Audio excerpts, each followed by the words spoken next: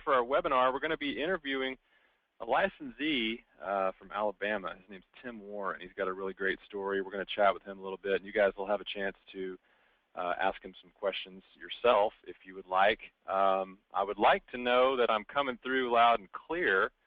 If everyone can hear me, if you look on the right side in your little GoToWebinar control panel, you'll see a little place where you can click to raise your hand. If I'm coming through loud and clear, would you just click that button once and lower your hand? If you can hear me okay. It looks like Bob can hear me. Thank you. Derek, Jonathan, Shirley, Stephen, good. Looks like I'm coming through loud and clear. Great. I'm going to go ahead and get started, and we're going to bring Tim on here in just a few minutes here. I'm going to talk a little bit about American Business Systems. So I'm Adam Phillips, and I am the president of American Business Systems. I've been with the company full-time for about 7 years now.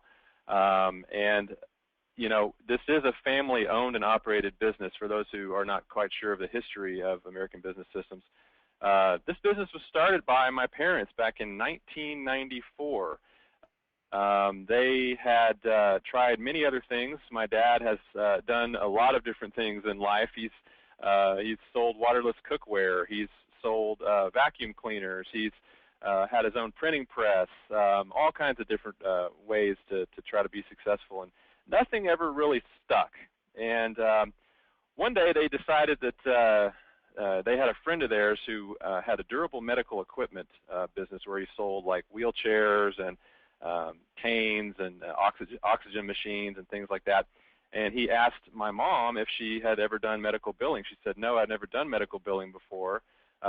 He asked if she would be willing to do it for him. And she said, well, yeah, I mean, I guess I can figure it out. I mean, she was doing some transcription at the time and doing some other typing work, so she was pretty good with a keyboard. I say a keyboard, but it was actually a typewriter at the time. So anyway, she started doing medical billing for him, and then their business slowly grew from there. And the thing was it was pretty difficult to get clients back then because they were on their own. I mean, they weren't a part of a network like what we have today. So it was very difficult for them with regard to marketing and getting doctors interested in using their services. But eventually they built a very successful billing business here in the Dallas-Fort Worth area, and that was 20 years ago this year.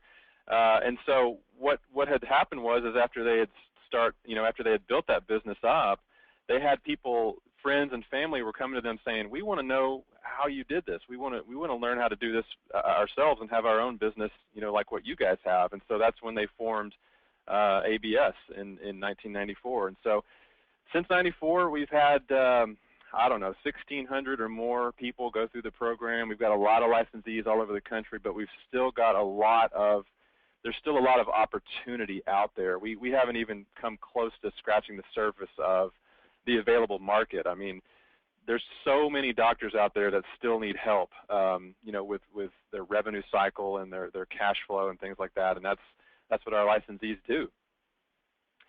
This is a perfect home-based business. Most of our licensees run their business from homes. Even the licensees that have several clients and making very high, several-figure incomes, they're still working from home. And the reason why this is so easy is because it's a web-based system. So in other words, even if you get to the point where you want to grow your business to where you've got data entry people helping you and different things like that, you don't have to do that. I mean, it can still be done with just a 1 or 2 person operation if you want. But some licensees have grown their business, and they get to the point where they need help with the data entry part.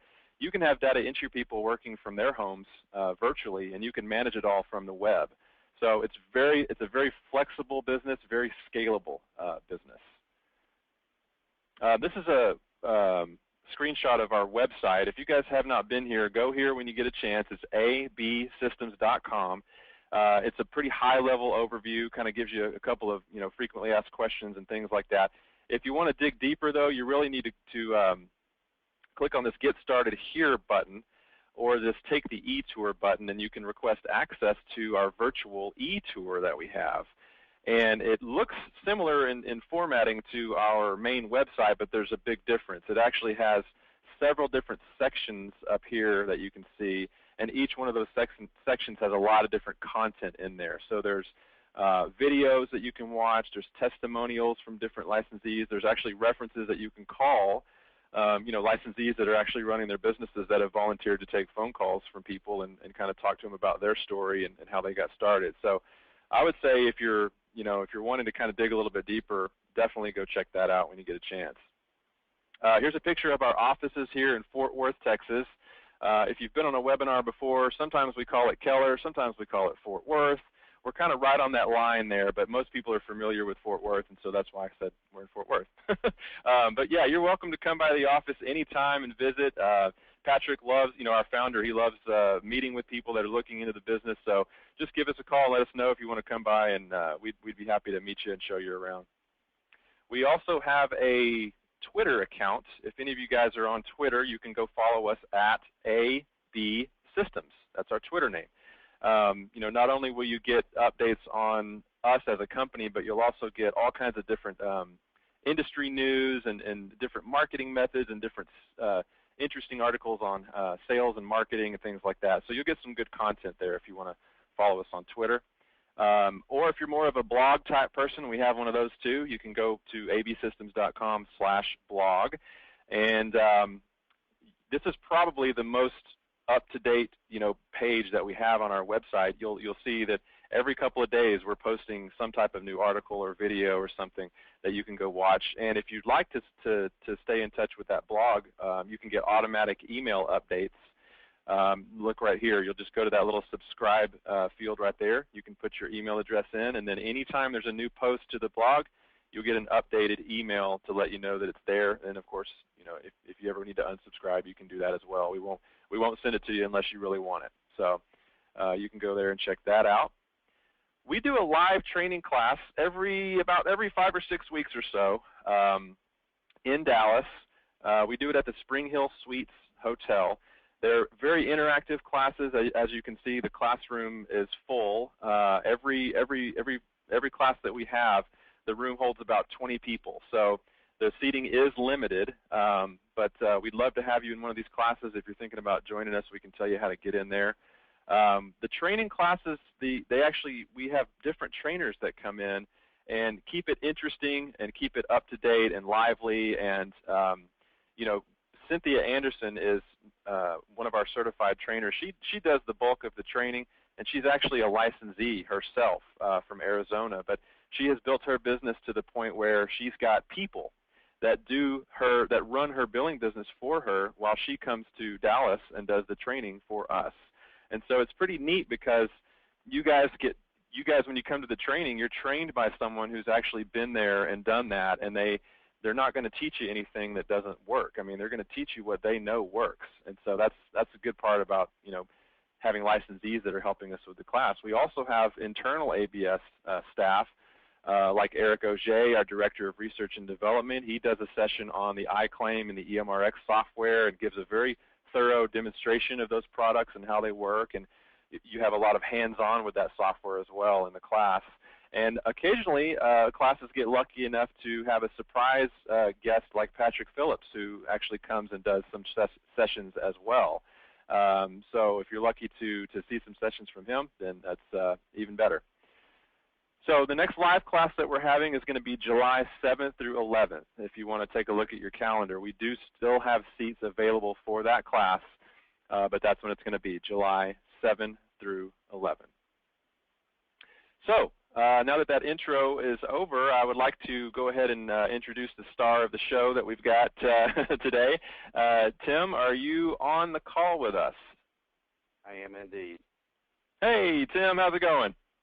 I'm doing great. How about you? Hey, doing well. Thanks for joining us and taking time out of your busy schedule. I know you got a lot going on that I want to talk about. So thanks for taking time today. Thanks for having me. Okay. Well, we've got a lot of people that are logged into this webinar, and I'm sure people are anxious to kind of learn about, everything about you and kind of how you got started. And oh, I think I forgot to mention to people, if you haven't found it already, there's a little question and answer box on your GoToWebinar control panel that pops up. At any time, if you think of a question for Tim specifically, I'll answer some questions as well, but this webinar is really kind of devoted to him. type them in that question box, and then as we go, I'll start reading those questions off and letting Tim answer your questions as well as my questions. So with that, I guess I normally like to start these interviews out with you kind of sharing a little bit about your business background, you know, where you came from that aspect. Did you have any kind of medical training or background at all? What you want to share with that? Sure. You were talking about where people started. Well, the people that are in on the webinar right now, I was exactly where all of you were at this point in my relationship with American Business Systems. I went through the webinar just like you are. It took me about 2 years to really get it through my head that this was for real. I kept trying to shoot holes in it mentally, and I just couldn't do it. And so I finally decided on the American Business Systems program, and I've been extremely happy with it. It's been everything that I had hoped that it would be and more. So my business background, no, I had no medical training whatsoever. My wife, the reason we got interested in medical was because my wife had been an executive assistant to the CEO of an outpatient surgery company. And she had a good bit of background and understanding of it, but she'd never billed a medical claim in her life and that sort of thing. So we knew that we had to have some training of some sort.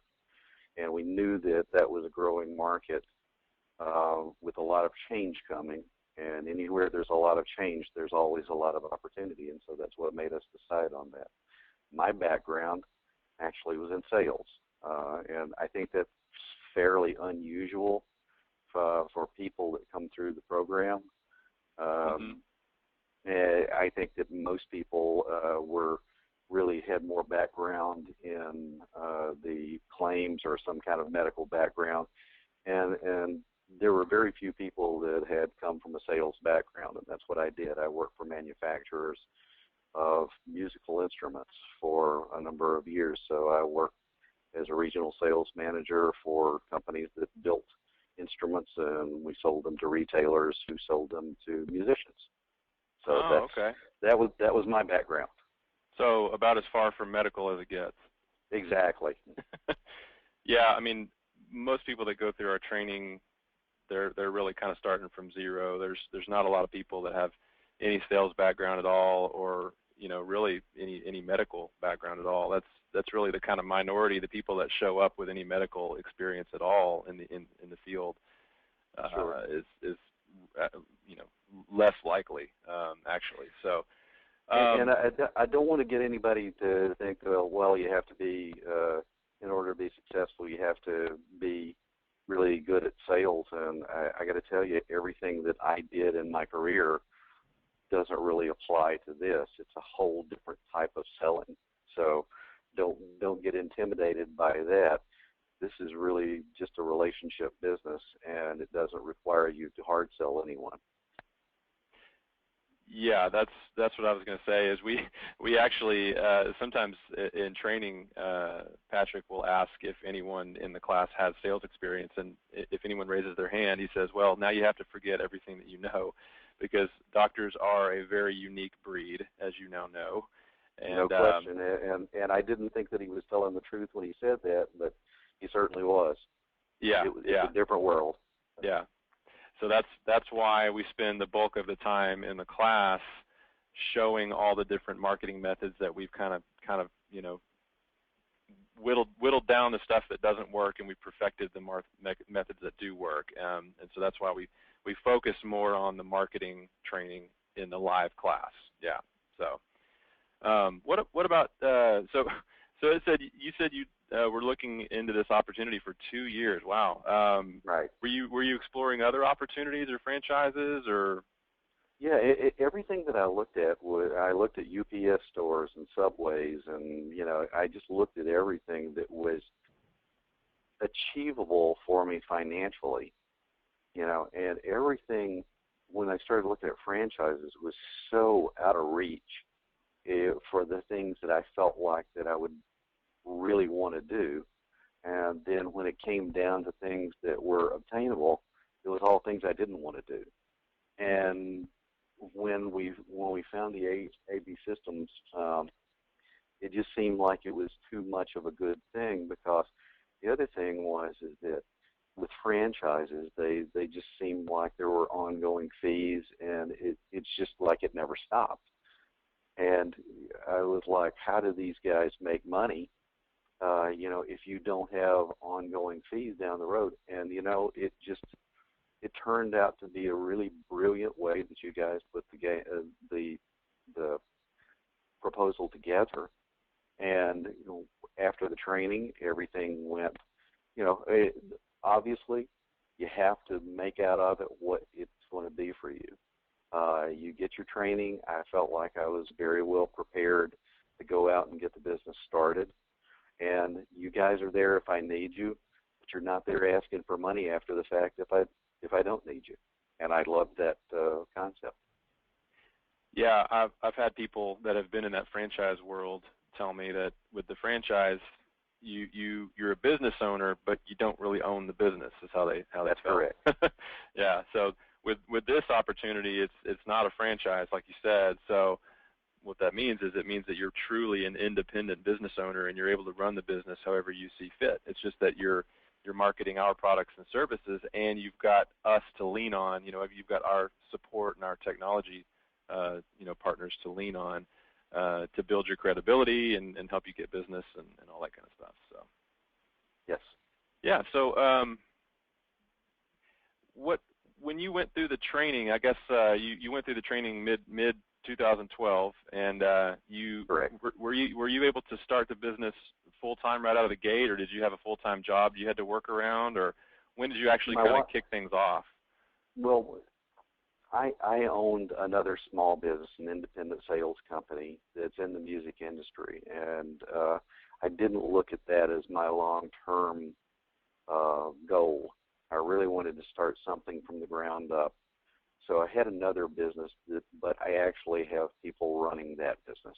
So I was able to dive into this head first, full-time, right away. My wife had a full-time job, and she helped me at night with working on the business up until January of 2013. And then she stopped working with you, or? She quit working for the Coca-Cola company and went to work with me full-time. Oh, interesting. Okay, so she was kind of helping you out from a part-time standpoint, and Correct. then you're saying in January of 2013, she quit her job. I think that's the date that will live in infamy. January 4th, 2013. It's burned in my brain. Was that a pretty big step for her, I guess, or? It was huge for both of us. It was invigorating, exhilarating, frightening, all of the above. But it's been really great because we've been able to control the way our days and our nights go now. Yeah. And that there's a lot of freedom in that, and that's what made this such a desirable step for both of us. Good deal. So for those that are on this call that, maybe they have a full-time job that they can't just up and quit, I'm sure a lot of those types of people are wondering, can this business be built around that? I mean, do you have any thoughts on that? Absolutely. You said it earlier. You can model this business to suit your life and make out of it whatever it is that you want it to be. I know licensees that I've come to know over the last couple of years that they don't go out and make a single sales call. They hire an independent rep that will go out and make the sales calls for them. And when all of that's done, then all their real work starts when they get home from their regular job. And so I know people that do it like that. You can find a way to fit this around a full-time job, and you just have to decide, okay, what do I consider successful? You set your goal and you just work toward it. Yeah, that's what we tell people in class. basically there's several different methods that we teach, like you said, that can be done kind of in the off hours, I guess you could say, like early mornings, luncheons, evenings, different things like that. So yeah, one of the big methods that have, it comes up time and time again when we ask licensees, what was the best marketing method, kind of thing. They talk about networking, and so we hands down, that's the best. Hands down, that's the best, in your opinion? Absolutely. There is no question that networking is the best way to go about marketing for this type of business. Yeah, because I mean, it's all about getting referrals and testimonials. Yeah, because it's really you're not selling anyone at those events, right? I mean, you're not selling. That's right. How do you present yourself as?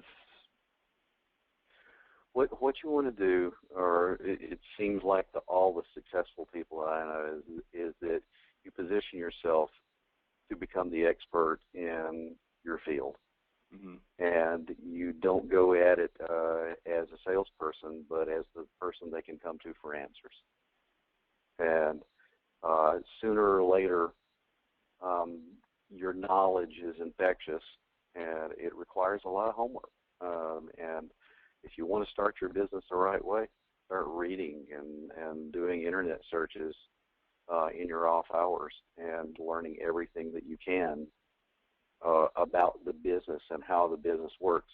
I got to give props to Casey Thompson. Casey he's in your customer support department, and Casey was outstanding for us. He became like a member of the family, so we really relied heavily on a little bit of guidance. It was never long, drawn-out phone calls with him. It was just like, hey, what do I do about this? And he was always Johnny on the spot and responded quickly and accurately and was helpful to us. Well, that's awesome. That's good to hear. I'll definitely pass on the kind words to him. Sure. I've got some questions that have started coming in. Let's see. Shafiq said, hello, I'm glad to be on today. How long does this webinar go on for? It'll be done about right at 4 o'clock is usually when we end this, 4 o'clock Central Time. Bob is saying, and I think you kind of touched on this, but he says, how can you be successful at this business if you're terrified at talking to people? I'm definitely not a salesman. I'm afraid I would get tongue-tied every time I tried to explain logistics of this business. Is there another way to get clients without direct contact? I think you kind of touched on that. Do you want to? Sure. What you would want to do is you would want to seek out guys that are willing to work on your behalf. And I said guys, guys and girls, but you salespeople who are already involved in the medical community. They may be, seldom will you find that they're drug reps, but they may be people that are, it might be even like a catering person that does a lot of work with medical offices, because you have no idea how many companies send lunches into doctors and that sort of thing. So all the catering directors know all the doctors. Yeah. It doesn't have to be a medical professional, but it has to be a medical professional that developed relationships with the practices. And if you can get to a point where you can have a meaningful conversation with that person, and that person can go forth and multiply on your behalf, then you can always work it from the back end from a position of anonymity. That's the biggest word I'll use today, I promise. Yeah, so you're saying that Bob needs to think of himself more as the owner of the business that has people, that go out and do the marketing side, if that's the angle he wants. I mean, there are licensees that do it that way, that are more comfortable just staying at home doing the data entry part, and then it goes the other way as well. There's people that hate to be in front of a computer all day but love going out and talking with people, so it can, you can hire data entry people to do the mundane data entry if you don't want to do that. And that's why my wife and I make a great team, because she much prefers to do the data entry and the research on the claims. I'm much better at going out and creating relationships and doing reports and and making sure that everybody has a understanding of what we are doing for them.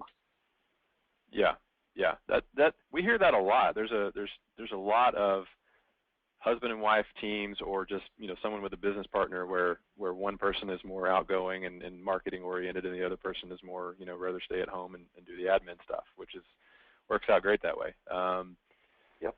Let's see. So we've got another question here from Stephen for Tim. Was there anything you experienced early on that, looking back now, you would have done differently? Absolutely. I tried a number of different marketing techniques and things like that, but if I had it to do over again, I would have immediately, first week out, I would have gone and joined. You have to be judicious in which one that you go out and join, but I think BNI is a great group. It's a networking group that we were taught about in training. There are local organizations, like there's an MGMA, which is Medical Group Managers Association, and there's a chapter near you, I'm pretty sure, because they're in every metropolitan city. But that has been really helpful to us, and taking the time to speak one-to-one with all the people that are in those groups, just getting to visit with them and getting to know them, that's where all the warm referrals come from. And if you go out there and really listen to what the problems are in the market, you can come up with solutions for them. And we already we just finished our second fiscal year at the end of April. And so we are just barely over 2 years old, and we're profitable. So I think that's better than most small startups can say. Yeah, that's good enough for me. Great. So let's see what else we got here. Shirley says, how many clients do you have now? What kind of round figure do you make per? Okay, we're not going to talk about specific income, but Right. Talk about. Let's talk a little bit about how many clients you have. Yes, obviously I want to get into that, but I'd like to talk specifically about. I know a lot of people are wondering how you got your first client. Like, how did that come about? I'm assuming it's going to have something to do with networking, but you tell me. It did. First of all, we service 7 clinics now. Okay. And we're barely 2 years old, a little over 2 years old, and we service 7 clinics. The way that we got our first client is through networking. I started visiting a lot of different BNI groups to find one that sort of matched our personality. And so I found a group that I really liked, and it just happened to have a doctor in it. And that's really a little more unusual than you would think, to have an actual physician in one of those groups. Yeah, yeah. But she was trying to promote. She was promoting. She was doing some smart lipo surgeries, which is cosmetic, elective type things, which is really not something that we do in claims billing because it's not covered by insurance. But her primary specialty was gynecology. And we just developed a relationship. She liked me, we liked her. The relationship grew over the period of, 4 months that we had known each other, and she had been using a part-time biller who worked at the hospital as a part-timer at night working from home. But the problem is, if they had any denied claims or rejections or things like that, they couldn't get in touch with her all day long, so they had to find a way to get in touch with her at night sometimes, and it was just pretty inconvenient to have a part-time biller working that way. Yeah. And so they hired us. We did the implementation, and got some great stories about that. So. And I don't know if we mentioned this. Shirley was asking what kind of group. I don't know if she's asking about the BNI, but Tim mentioned BNI, which stands for Business Networking International, I believe. That's right. A very, very popular, well-known business networking organization that we talk about in training that you can join. And not to get too detailed, but basically they have chapters all over the country where you can apply to become a member of that chapter, and then you can go, like you said, go and start building relationships with people at those events. And sometimes it's a breakfast, lunch, things in the evenings, things like that. Most of the time it's going to be early morning. I think that's their preferred method of doing things before people's days get started. Yeah. And I found a lot of value in Chamber of Commerce type events as well. Okay. So Chamber of Commerce. Chamber of Commerce actually is quite good, and the other group that we're members of, we're members of two other groups, Executive Women International, which my wife is a past president of that organization locally here, but she represented for another business that she worked for. And we are in MGMA, which is Medical Group Managers Association. And then there are three other networking things that we do. So networking is king in this world. Wow. Okay. So you just mentioned there was one specifically kind of for female executives in the workplace. Correct. Okay. Is there a website or something where someone could go look that up? Yeah, I think it's EWI, Executive Women International, EWIConnect.com. Okay, great. And that's not healthcare related, but they do have a lot of physicians that are members of that organization nationwide. Yeah, I could see that being a very valuable resource for sure. Yeah. They have a lot of high-level executive assistants in that one for large businesses, and if you get involved with charitable organizations and things like that, you'll start running into those people and physicians and that sort of thing. So it's all about, putting yourself out there in the right places just to meet and develop relationships. Yeah. Tell me about what other marketing methods have worked best for you aside from networking? Well, I'm starting to do some speaking engagements. Through some of my networking, there's a guy that said, wow, you really ought to develop a program on oncology billing because especially the infusion for chemotherapy. Mm-hmm. And let's face it, I don't know anything about that, but here's what you do is that you find a way to become an expert on that. You read every blog, you do your research, you find out what the issues are by asking questions of people that are currently having problems with it, and then you come up with a program. There are things that I learned about in training called grand rounds. There's an education director at almost every hospital, and for continuing education credits, they have to attend those things. And if you can get yourself switched into that speaking network, it's a great marketing tool. Interesting. If you present material and people have questions, all of a sudden you are the expert. Yeah, I mean, they say all you got to know is 1% more than the person you're talking to, or something like that, and they think you're an expert. Right, yeah. Well, that's great. I mean, that kind of sounds similar to our program that we talk a little bit about in training, the Lunch and Learn seminars, where absolutely, where basically you rent a room in a bank building or something, and you promote this speaking event, and for the people on this call, if public speaking, if that makes you want to throw up, you don't have to be the one that's up there talking. Like I guess right. What Bob was saying, he was uncomfortable with talking with people. It sounds to me like for a fee, you'd probably come do it, right, Tim? Well, I hadn't thought about that, but yeah, sure, I'd be happy to. Hey, I just came up with another way for you to make more money. You're welcome. Hey, there you go. See, I told you were like family. Yeah, there you go. No, but seriously though, I mean, we do have licensees that are kind of experts in public speaking and talking on different hot topic, industry type issues. And so, yeah, when you become a licensee, you gain access to our network of licensees, and you could certainly, for a fee, you could have someone fly to your area and do one of those lunch and learn seminars. And basically, you've got people showing up, and they're showing up because you're having free food there.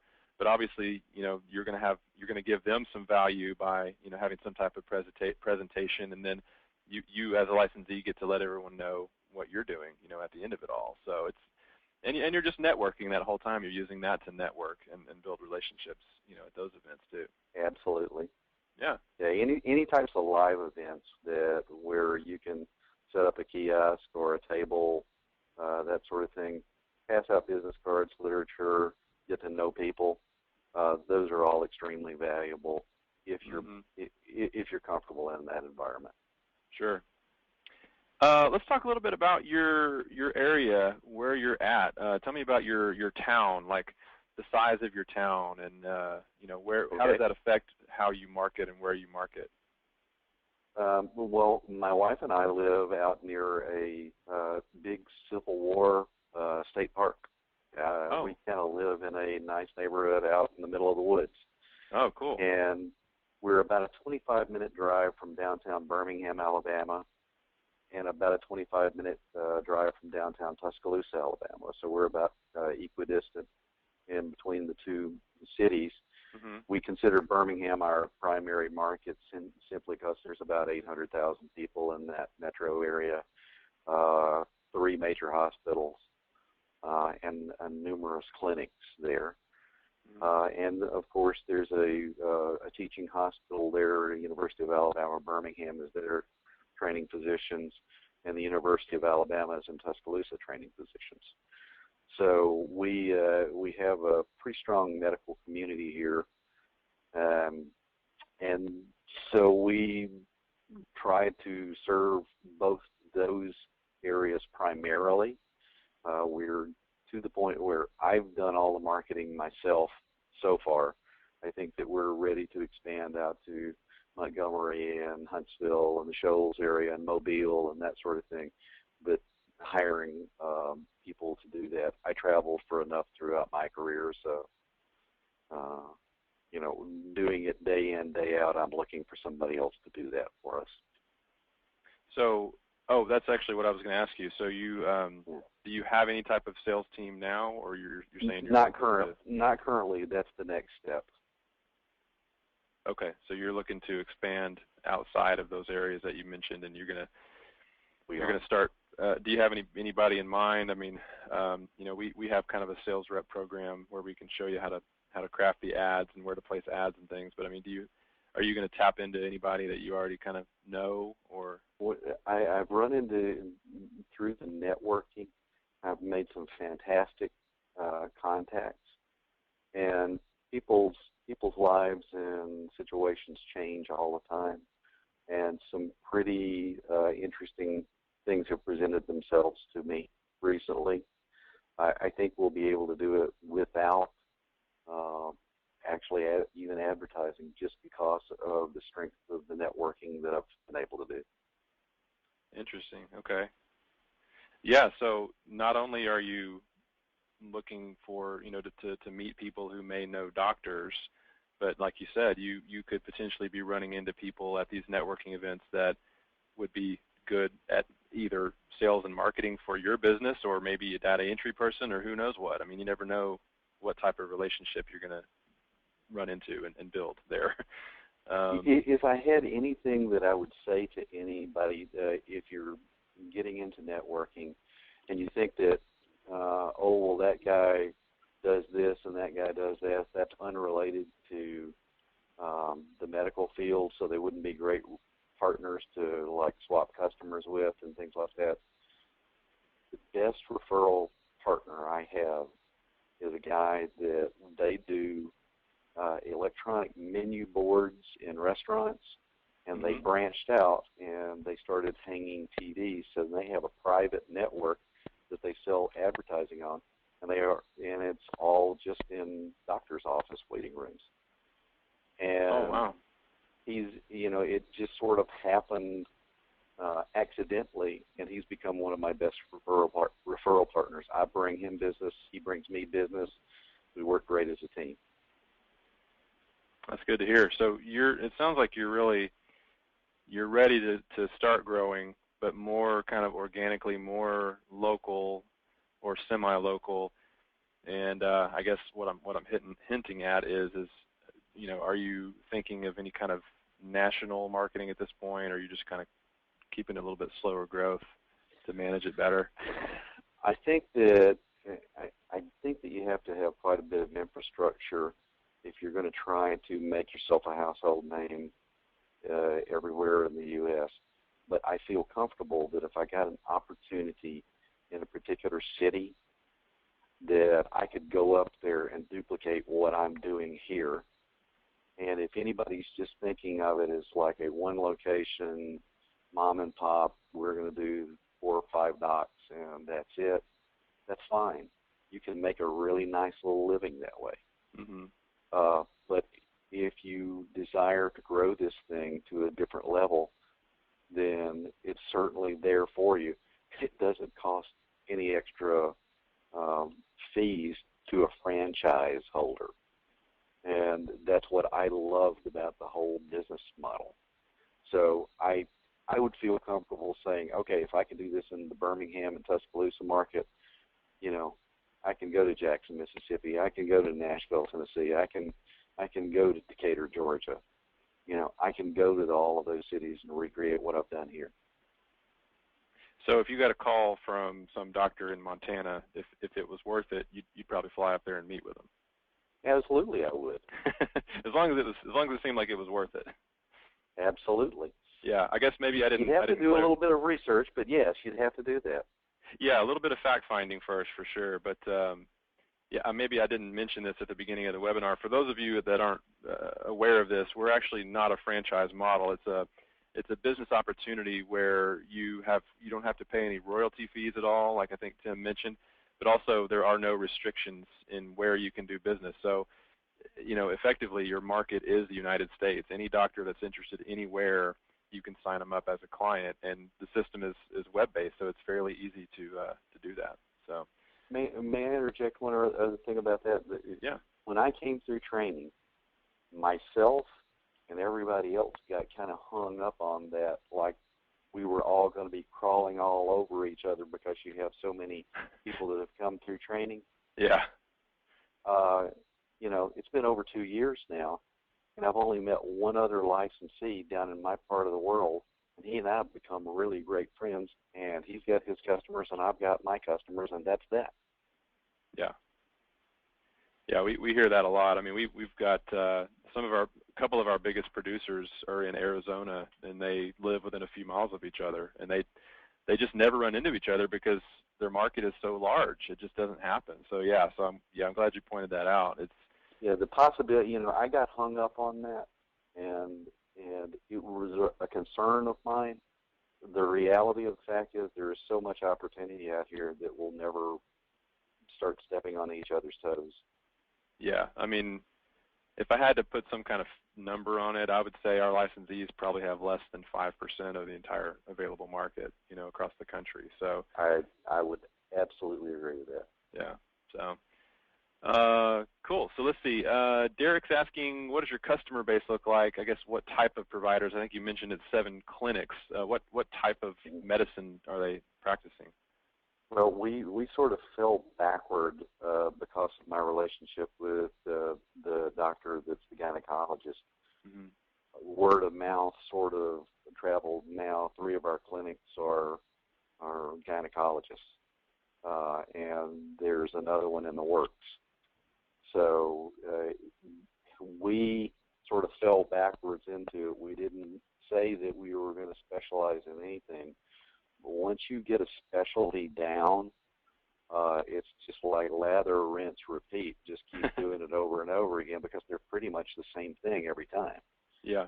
And then we found a field that we just love because it's like so easy is dermatology. And the procedures are fairly expensive by comparison to a lot of the other things. there are not some of the challenges that you face with some of the other specialists. We really like dermatology, and we found that we have, a knack for it. And so our customers, our largest customers now have grown to be dermatologists. Interesting. Yeah, a lot of licensees have told us just through different referrals, they got their first couple of clients were a certain type of specialty that they weren't necessarily going after, but that's just how it happened. And then, like you said, they start doing the billing for them, and then they start getting referrals from their colleagues, and lo and behold, they're the dermatology billing experts, and that really wasn't the plan, but it just kind of happened that way. That's right, and so just being open and flexible to whatever comes your way, and if you do it particularly well, you'll be successful at it. And it just goes back to what I was saying about networking. If you're going to do networking, I mean, if it's proven that the referral-based things work best for us, well, you get one, they tell their friends, then doesn't stand to reason that networking would be the way to generate all those relationships to begin with. So that's my opinion. Yeah, I agree. Let's see. Thaddeus is asking, who does the medical code billing? Am I, as a licensee, responsible for this activity, or is it done through ABS? Do you want to talk a little bit about like the billing versus the coding? Maybe I'm not quite sure which one he's asking about. Certainly, I understand what he's saying, because any good medical biller will tell you, I can't bill for anything that's not documented. I can't bill for anything other than what you're coding. We have all of our doctors, they do their own coding at their offices and then push them through to us, and then we correct all their mistakes, of which there are a number, and you'll start recognizing them. And I got to tell you, the iClaim billing system is phenomenal because you can set up episodes and you can set up templates in it and that sort of thing. And it's almost like just pushing a single button to file the claims. So the doctors do the best that they know how. We do a little bit of cleanup after the fact. If you're going to be asked to do coding, then you need to factor that in as an additional cost to them. Yeah, because of that partner, the technology partner that we have that does the coding code right? Exactly. Yeah. So, and I'll stop right there. We clean up coding. We don't actually take the responsibility for doing the coding unless we're paid to. Yeah. So there you go. And I'll turn the rest of that question over to you. Yeah, thanks. And so basically what Tim's saying is if a doctor, there may be an occasion where a doctor says, I do need help with my codes. I want to make sure that I'm using the right codes for the right procedures that I'm doing and things like that. We have a technology partner, CodeWrite, that will actually do that for you. So we have certified coders that do that work, that have completed, that are completely certified in medical coding, ICD-9, ICD-10, all the terminology there. And so you can effectively, all you have to do is go through our 5-day live class, and right out of class, you can tell doctors, yes, I have certified coders. If you need that done, I can do that for you. So it's great because our licensees, they don't have to go through 6 months of coding school or however long it is. They don't have to deal with that aspect of it. So hopefully that clears that up. And the one thing that I'll add to that, Adam, is that inside the iClaim there is a little tool called Denial Defender. Mm-hmm. And I know that this is premature to talk about this, but just to put everybody's mind at ease, there is a tool in there that we wouldn't set up anybody without using Denial Defender, which is an add-on service to the physicians. But we use that for billing so that we can know that we are coding correct, or we have everything ordered correctly. We don't have any conflicting codes, things like that. It really cuts down on any of the rejections or denials that you're going to get. So I highly recommend that once you're a licensee, that you definitely use that add-on because I think it's only about, I don't know, $10, $12 a month. So it's well worth the investment. Yeah, definitely. Let's see. Shirley's asking or says, so you will kind of hold our hands as we go. Yes. Yeah, I think she was going back to a previous question, but yeah, it's very much a hand-holding process all the way through the client acquisition cycle is what we call it, of getting doctors, first of all, getting them educated on new and better ways to run their business and have them realize that most of the time it makes more sense to have someone outside the office doing the billing part. And so them and their staff can get back to doing everything else that they have to do on a daily basis. So yeah, with regard to ABS helping you, it's very much a hand-holding process there. I think you answered this, but David's asking, have your client doctors referred you to other doctors? Have you gotten referrals from one client to get a new client? Yes. Okay. Did that happen kind of right out of the gate, or did it take a few clients in before that started happening, or? No, it's one of those things that when we started doing some reporting and they started seeing their financial performance improve over time, I just finished doing a set of reports for somebody where we had significantly improved their performance year over year, and they're constantly talking about us because they're so happy that they're more efficient than they used to be, and they're more profitable than they used to be. Well, now that you bring up the fact that your clients are happy, why don't you share with me what you shared when we were on the phone earlier, some of the results that some of your clients are seeing. Oh, you talking about the gynecologist we were talking about? Yeah, why don't you just kind of share with everybody some of the results that she's been seeing from your business, your service. Okay. Well, the gynecologist that we've been with the longest,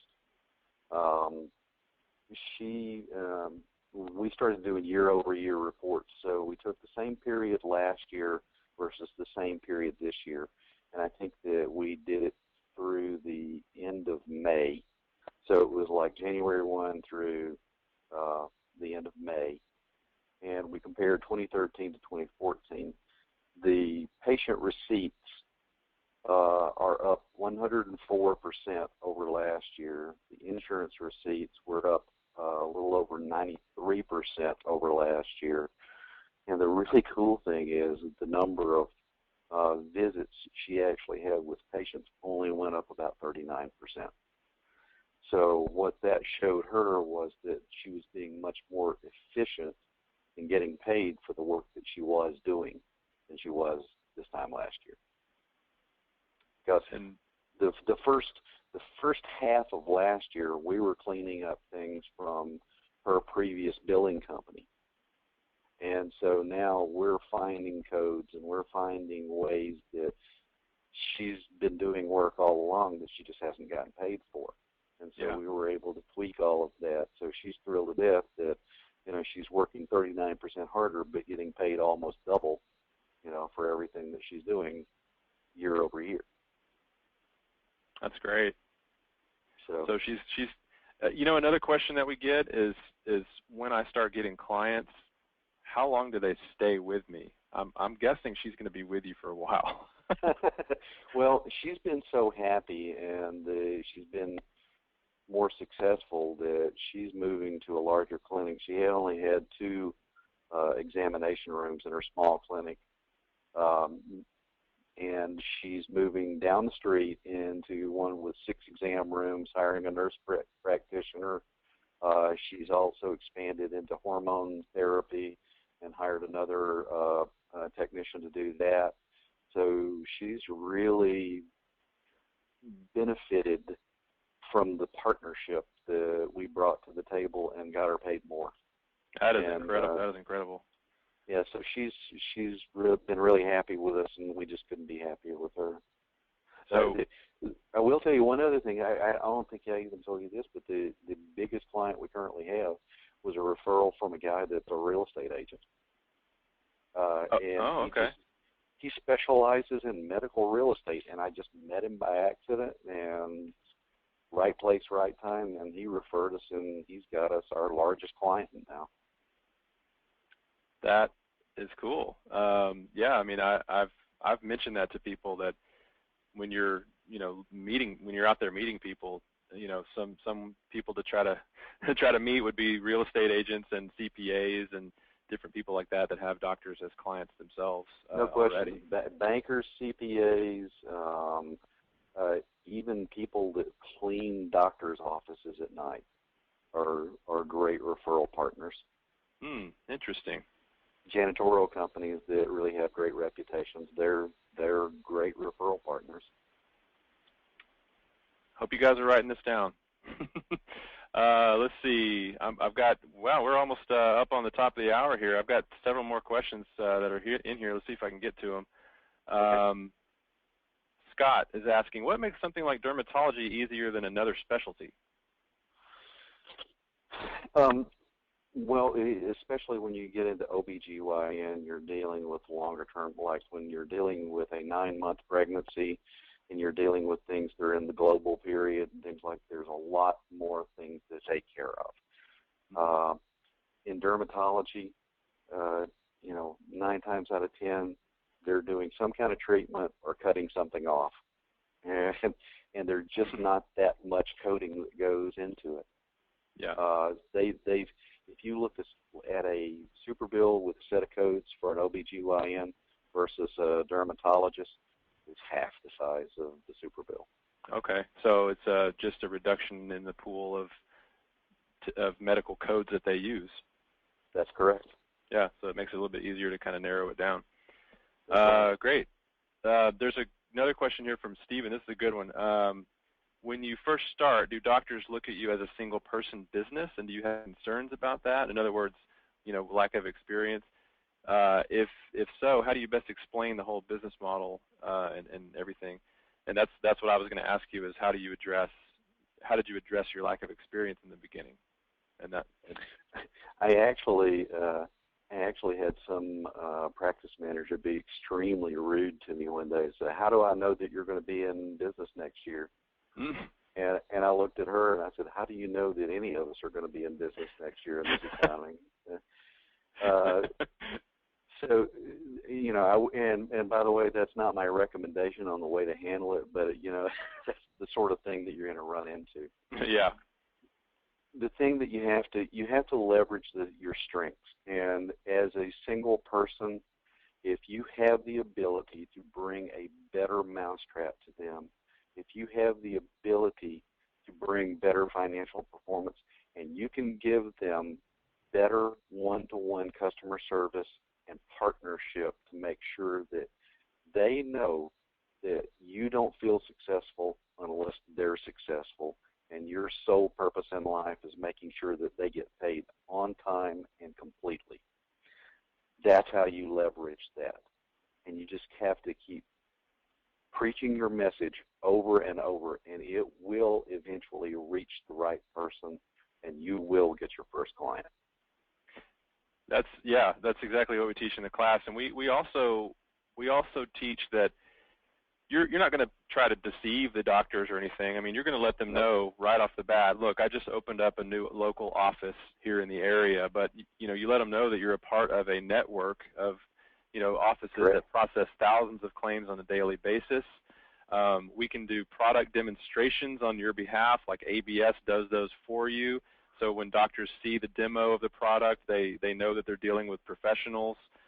We can provide references for them. I mean, there's all kinds of things that we do to build your credibility and let the doctors know that you're the real deal. And even if you are working from home, they're not going to have any idea because of the professionalism that you're presenting in the marketing materials that we've made, the website, and obviously it helps if you wear a suit, like in your picture. I would recommend that someone dress up when they're talking with people. That helps too. You got to dress for success, right? I completely believe in that. Great.